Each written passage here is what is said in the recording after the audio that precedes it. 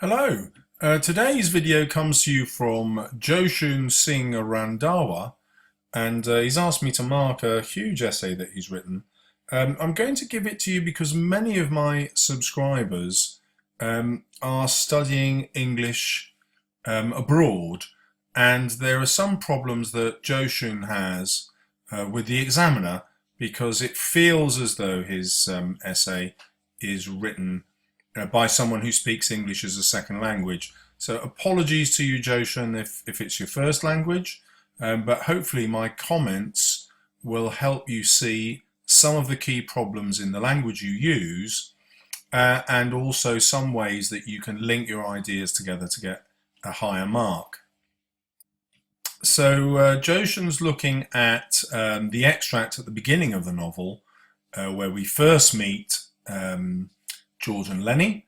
And then the second part of the question, in the rest of the novel, how does Steinbeck present ideas about relationships on the ranch at the time the novel was set? So the first thing you need to know is that the examiner doesn't have a mark for part A and a separate mark for part B. They just read the whole thing and mark it all holistically as one lot. So let's have a look. In the extract, Steinbeck introduces a relationship between George and Lenny in different types of ways. As well as this, he uses the ideas of the ways relationships should be showed to help portray his key themes and ideas, which are seen throughout the novella. Well, all that is true, but you haven't said anything specific. And by that I mean, what are the different ways? How exactly is he showing their relationship? And what are the themes and ideas that you're going to talk about in this essay? Always be specific. So at the minute, your introduction hasn't scored you anything because you haven't said anything specific. Actually, I wouldn't write much of an introduction, but I'd always be specific because that will start guiding the examiner to what my thought processes are going to be.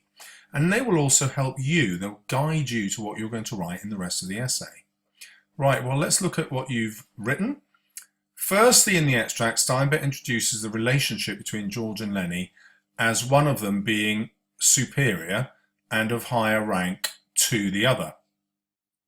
Or, right, here George is seen to be more superior, that's tautological, which superior will do, and in control of Lenny, not of over Lenny, in the relationship. This idea can be seen straight away in the first sentence of the extract. It says that George and Lenny walked in single file, where George is in front of Lenny. I'm going to pause the video here and just retype that for you to show you something that's really going to help you in the exam. Okay, one technique that's really going to help you and most students actually, unless they're already writing at A star, is to say as much as you can in as few words as possible. So here I've rewritten all that paragraph, all the ideas that are in there, with very few words. Steinbeck describes George in front of Lenny so that they walked in single file. This conveys his superiority and control of Lenny and his higher social rank. I think the only extra word I've put in there is social, when you were talking about the higher rank, and I used conveys instead of this idea can be seen.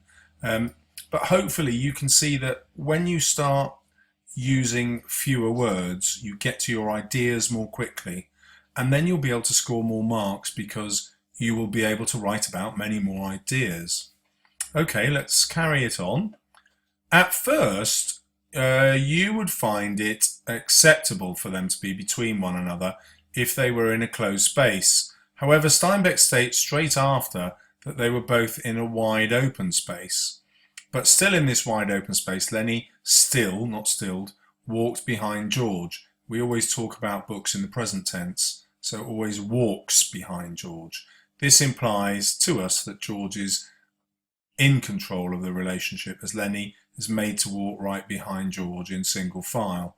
Well, this really makes the same point, doesn't it, as the one that you've just made. So you're not really scoring much more. You have introduced this idea of the space being open, but you could deal with that in one sentence. So here I could write, this is emphasized by the description of the space being open, indicating that Lenny is made to walk in single file.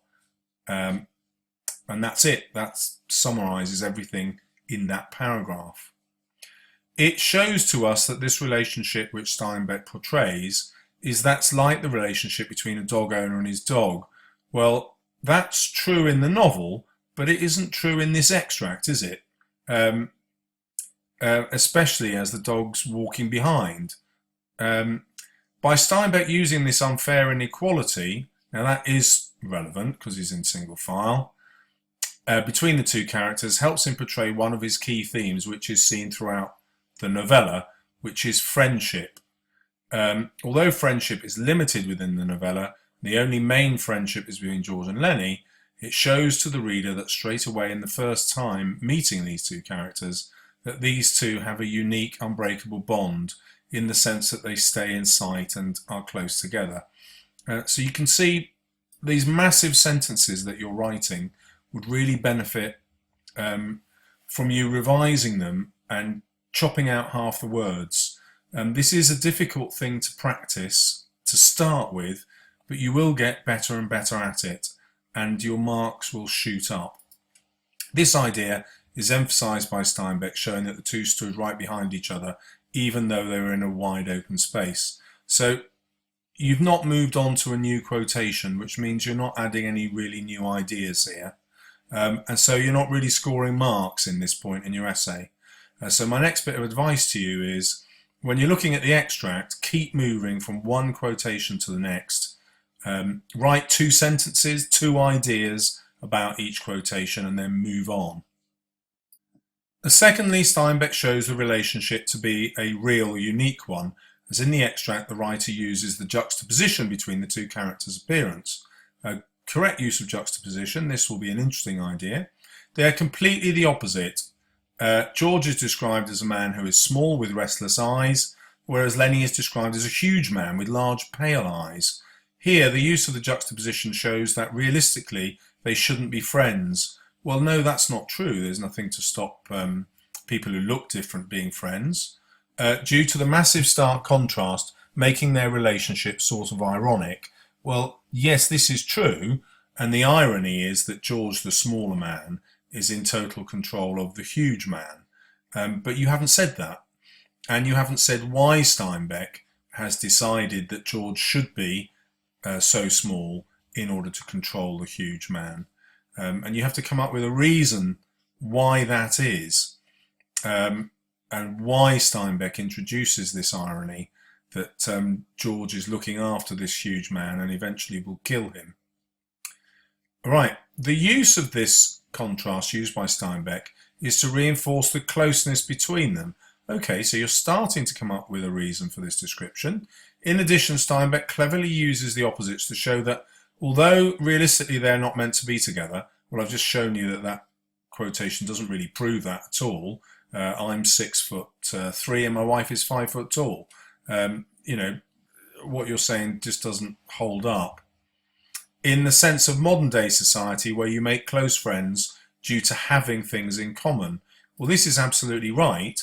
And you could talk about what they actually have in common, which is each other, how they look after each other, as Lenny keeps pointing out, or the dream ranch that they have. That's a very relevant point, but then you ignore it.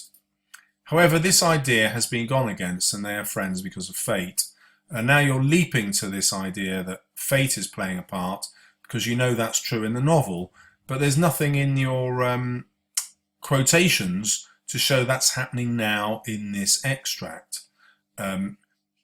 You could do that. You could decide that they are fated to kill. Both men turn out to be murderers, don't they?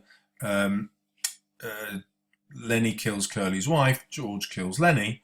And that very first description of them walking in single file, when you revisit it, suddenly sounds like soldiers. They're wearing the same uniform. Steinbeck emphasizes the brass buttons, the pack on their back.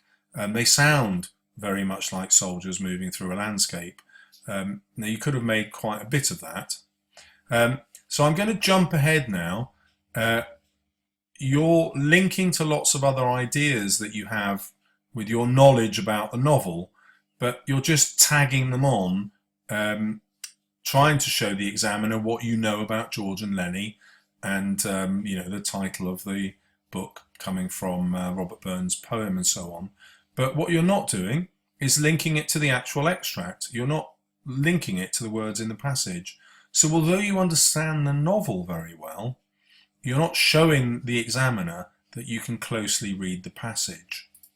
And that's costing you marks. Right, let's go down a bit more. The animal imagery is a good way to explore their relationship. But again, you said the use of animal imagery is used to show that the relationship between Lennie and George is like a dog owner to his dog. Well, it's not in that passage, is it? It's different. It conveys Lennie's huge physical power, perhaps, because his paws are like those of a bear.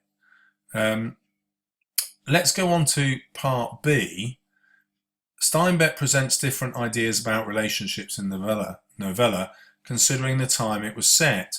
The novella was set in California in the 1930s. In it, America. You see, now here you're just telling the examiner what you know about the context. It's not getting you any marks. You only ever mention the context if it's helping you make a point from a quotation. And at the minute, you don't have a quotation to link to that, so it's scoring you nothing. One of the relationships which Steinbeck portrays is Curly and his wife. Steinbeck shows this relationship between these two as an unsuccessful, loveless marriage. We can see this in the novella, as Curly's wife even stated that I don't like Curly and he ain't a nice fella. From this, it clearly shows to us Curly's wife was probably forced into getting married. Well, she wasn't forced, but you then qualify that. Maybe she never had a choice due to the position of women at the time. So this is where you can introduce some historical context. So you could say the lack of employment opportunities for women seems to push them towards marriage as a way to gaining wealth, or something like that. That's when you'd use your context. In the 1930s, most women were uneducated. Well, I'm not sure that's true. And by men were only useful to raise children and to fulfill their husband's sexual desires. Well, no, that's not true either. Lots of marriages involved wives who worked, and that's only if they're a wife. There are many, many women who aren't married. So you can't make these generalized statements. Here Steinbeck presents the idea that marriage in this era was only used for the core benefits of men, as seen above, and not used for the man's purpose in today's society, which is love. This couple is newly married, yet Steinbeck states that Curly's wife doesn't even like him. This is ironic, as normally you would only marry a person if you truly like them, and yet she doesn't even like him at the start of the marriage. Can you see that you're really saying the same thing again and again? And I can't overemphasize enough how important it's going to be for you to get rid of any repetition. Right. If we then come down to your discussion of the relationship with Crooks, again, you give all your background knowledge here, and you're not really relating it to quotations or what the question is asking you. So you're telling us why Crooks is in the novel, but remember the question said, what does he say about relationships on the ranch? So really, although you've written a tremendous amount here and you know a lot about the novel, what you haven't done is focused on what the question is actually asking you to do. So let's take a step back to the beginning. What is Steinbeck saying about relationships? Is he saying that we are all fated to compete with each other and deal with each other violently and with discrimination? Or is he saying that actually, no, there is hope, and George and Lenny show us that you can treat each other decently, and Slim shows us that there is a way for society to get better through better relationships. Now, once you've taken your point of view, then you know what you want to say about the relationships in part B and which characters you'll bring in. So I'm sorry if that's been a painful experience for you, but if you re-watch the video, you'll be able to jump at least 2 grades simply by thinking more about what the question is asking and getting rid of all your repetition and focusing just on what's going to answer the question. The examiner is going to mark this with a gut reaction first of best fit. So they're going to say, well, is it sustained? Yes, you've sustained a big response, a long one. You've considered the themes and feelings and attitudes. You've used some effective details, and you've had some explanation.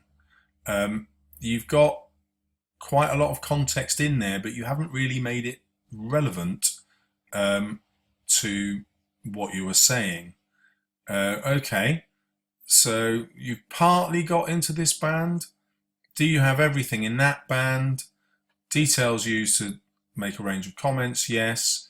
You have explained yourself, range of details again. So the examiner's confident that you've got all of that. You've probably got most of that. They'll flip up here and say, is it a thoughtful consideration? No, it isn't. Your repetition is the thing that counts against you there. It means you're not really thinking too much about your argument. You're not really developing an argument. And the other thing, of course, is that your context is just thrown into the essay, isn't made relevant to the quotations you're talking about, or to the title about relationships. So you'll end up with a mark in the band 3, even though you know the novel really well. So I hope that's been helpful. Good luck with your revision. And if you'd like further videos, don't forget to subscribe.